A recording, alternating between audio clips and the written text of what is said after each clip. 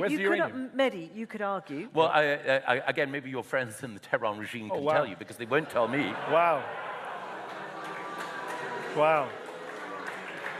What's going on, you guys? We have Michael Gove looking to trap Mehdi Hasan in logic. Mehdi Hasan is not going to fall so easy. Let's watch. And respond to some of that. Where to begin? Let's start with I can't have my cake and eat it. I love to have cake and eat it. Michael says, you can't believe two things at one time. I actually can. It's very simple. He says, you can't be a slavish follower of Israel and be all over the place elsewhere. Actually, you can. That is Donald Trump. When it comes to democratic allies, he throws them under the bus. When it comes to authoritarians, he loves them. Right? There's no inconsistency in that position. But Israel's a democracy. He has no, Netanyahu is an authoritarian leader. Bolsonaro is an authoritarian leader. MBS is an authoritarian leader. Putin, Orban, we go down the list. He has a global alliance of authoritarian pals. And yes, they are like-minded. And so I don't think there's any inconsistency at all there. You did this line about in his first term, the classic line, no new wars in his first term. Well, first of all, he expanded every war he inherited from Barack Obama. And who cares? Because this is the second term, and he's already broken that line. He literally just started a new war. In the Middle East, he did something that no American president, not even George W. Bush did when Netanyahu asked him to, but Trump did.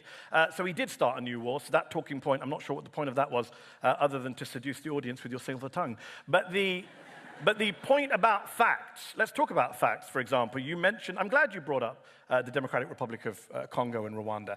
It was an important peace deal, and I'm happy to give credit to whatever role Trump played in that, if he can find those countries on a map. But I would also point out that Congolese activists told CNN last week that they don't believe this deal will hold at all. They think it's a vague deal that was rushed over the line because Trump wants a Nobel Prize, so he signs whatever's put in front of him. And guess who's not part of that deal? Michael pointed out that it's between the DRC and Rwanda. The group that's not part of that deal is a group called M23, which is a rebel group doing much of the killing in this conflict. They're in a separate peace negotiation, which is being led by Qatar, which I'm sure Spectator doesn't want to give Qatar credit for that. But they're having a separate peace process. So let's see what happens. I hope you're right. If there is peace in the Congo, I promise you I will give Donald Trump for that. But it hasn't happened yet, and no sign of it because of one deal. And then you say, by the way, you threw in a little dig. You said, there are no marches in London or on the BBC for Congo. We can speculate as to why. We don't need to speculate. It's because we support Israel. We don't support Rwanda and Congo in the same way that we support Israel. That's why we're outraged about what Israel does.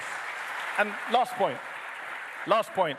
Fundamentally, Michael, all of your arguments revolve around... What's up, guys? If you don't know, my name is Justin, and I own this YouTube channel. I'm also a YouTube strategist, and I own a lot of the channels in the political space. I've worked with a lot of the top channels in the political space, and so many people ask me, how do I grow these YouTube channels so quickly? How am I so good at getting results for my clients and for myself? I've actually worked with a lot of the top channels like Russell Brand, Benny Johnson, Lauren Chin, so many of the top YouTube channels in the political space, and I always get asked these questions. How can I also grow my political YouTube channel or just a YouTube channel in general? And I'm actually doing a free live class coming up on Tuesday, December 2nd, showing you exactly how to grow your YouTube channel and how to make enough money to leave your 9-to-5 job, because anybody can do it.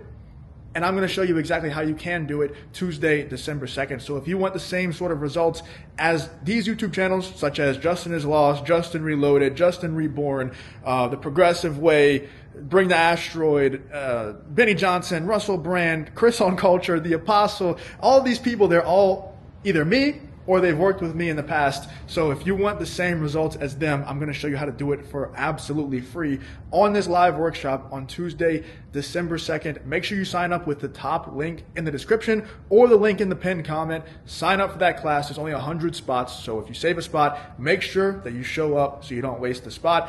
I'll see you guys Tuesday, December 2nd. Click the link in the pinned comment to sign up, and I'll see you there.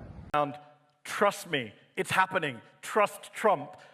Yes, he's promised to go after Russia today. Let's see what he says tomorrow and the day after. The whole point why the world is less safe is because you have a reckless, impulsive, ignorant president who doesn't know what he's doing. And when you say everyone in the Middle East is chastened, it reminds me of that last big war you supported, Iraq, where we were told mission accomplished, and it all fell apart. And we can see under Trump's administration, there is no such thing as peace. There is no safer place. We have more division than ever in America, not to even mention what's still going on in Russia and Ukraine, not to even mention that Israel is out here bombing Yemen at this point. Where's the peace at, Michael? Point that Mehdi made.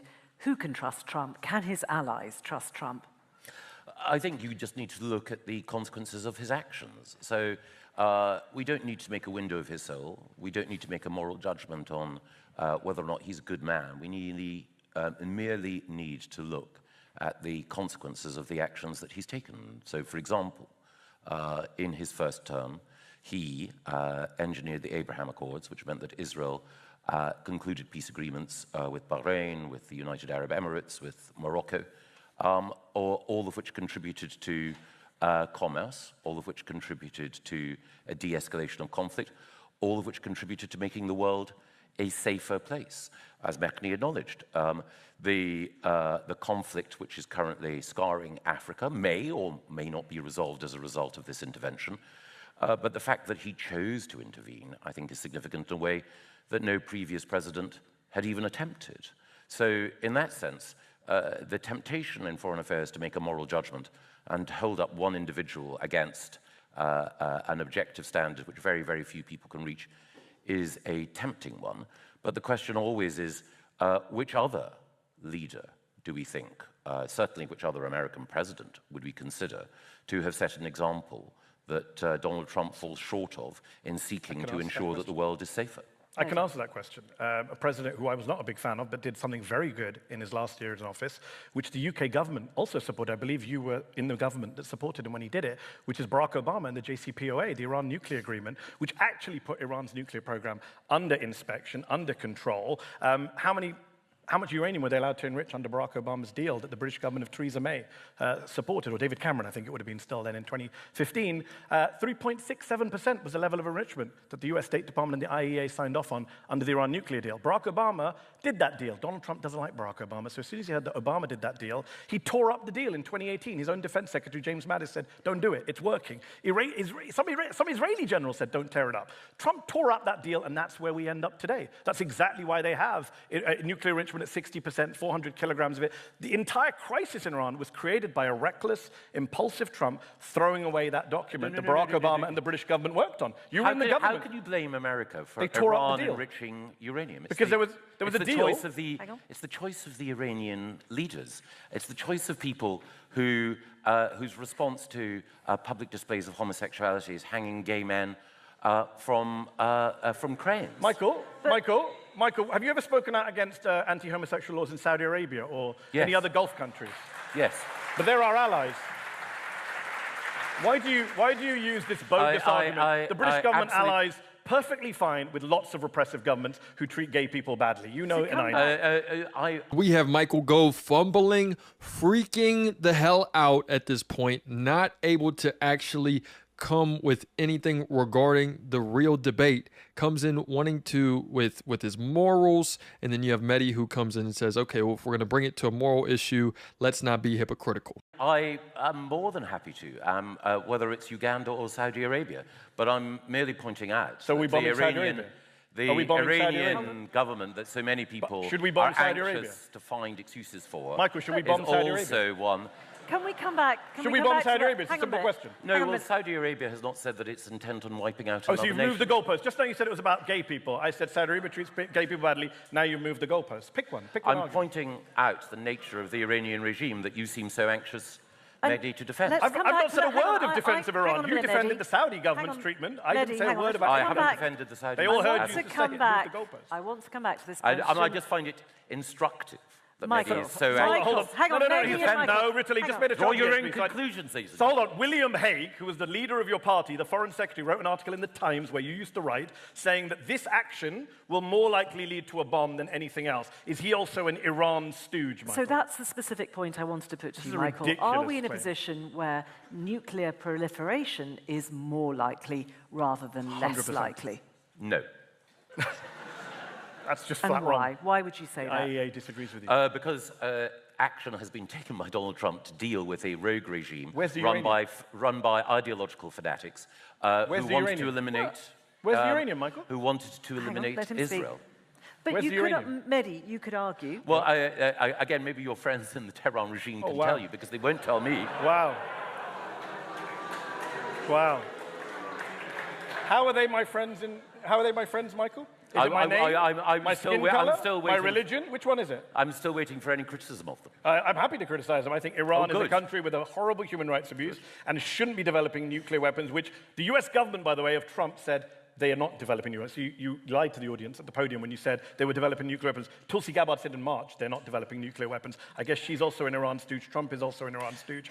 I would point out to you, very important point. Very important point. There were 274 monitors from the IAEA in Iran up until Trump struck Iran. They were looking at nuclear facilities every day. How many monitors are in there today? How many IAEA monitors in Iran today, Michael? Zero. None. Trump's made the world less safe. If you believe... I don't know what... The whataboutism, the smears that's going on saying, Mehdi Hasan is friends with their friends in Tehran. Like, what are we talking about right now? It is so much hypocrisy, so much just an exposure of character from people like Michael Gove, from anyone that is supporting what's going on as far as underneath the Trump administration. It is just disgusting. Let me know what y'all think in the comments. It's another day in the progressive way.